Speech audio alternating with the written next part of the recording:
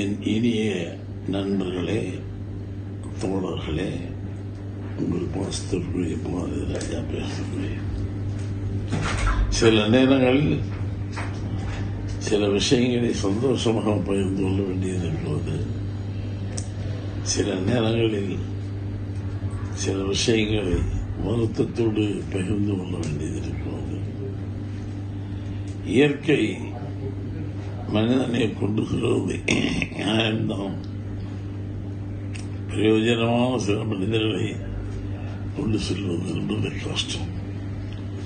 என் நண்பன், அது மட்டுமல்ல, சிறந்த கலைஞன், சிறந்த மனிதாபிமானி. இன்று வரையிலும் அவன் வீட்டுக்கு சென்று பசியாரி வராதவர்கள் யாரும் கிடையாது. அத்தகைய ஒரு நல்ல கலைஞன் பல நாட்களாக எந்த விதமான மூமெண்ட்டும் இல்லாமல் இருக்கும்போதே தமிழ்நாடு முழுவதும் மட்டுமல்ல, உலகம் முழுவதும் வருத்தப்பட்டது. ஏனென்றால் ஒரு நல்ல கலைஞன் எப்படி இது மாறிவிடக்கூடாது நினைத்தும் எது நடக்கக்கூடாதோ அது நடந்துவிட்டது. என்றாலும் அவன் வீட்டுக்கு சென்று சாப்பிடாதவர்கள் கிடையாது. அவன் வீட்டுக்கு சென்று அவனை தரிசிக்காதவர்கள் கிடையாது. நல்ல மனைவி, நல்ல பிள்ளைகள், நல்ல ரசிகர்கள்.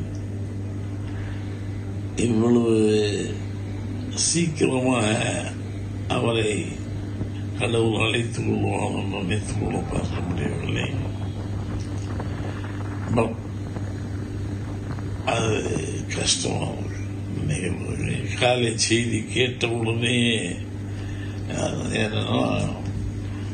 அவன் கலைஞன் மட்டுமல்ல, மிகச்சிறந்த ஃபைட்டர். நல்ல கலைஞன், நல்ல ஃபைட்டர், நல்ல இறக்க சிந்தாலே. யாருக்கு என்ன பண்ணணுமோ அவன் அந்த காலகட்டத்தில் பண்ணுவான். சினிமா நடிகர்கள் சம்பாதிக்குவான். ஆமாம், சம்பாதித்து பிறருக்கு அள்ளி கொடுத்தவன் விஜயகாந்த். விஜயகாந்தோட ஒரு படம் தான் செய்திருக்கிறேன். ஆனால் அந்த ஒரு படத்தில் என் அனுபவம் வித்தியாசமானது.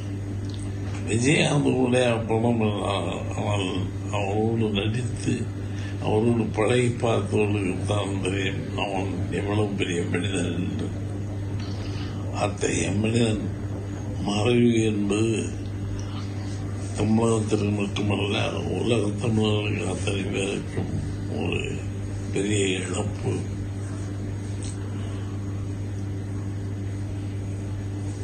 என்ன செய்வது? சில நேரங்களில் இயற்கை தவிர்க்க முடியாத ஒன்று. என்னால் உடல்நிலை சரியில்லை, நடப்பவர்கள் கூட முடியவில்லை. ஒரு காலகட்டத்திற்கும் ஒரு மனிதனுக்கு ஒரு இது உண்டு. அதுபோல இந்த காலகட்டத்தில் பாரதி ராஜாவால் ஆக்டிவாக நடந்து சென்று பார்க்க முடியவில்லை என்று கவலை இருக்கிறது.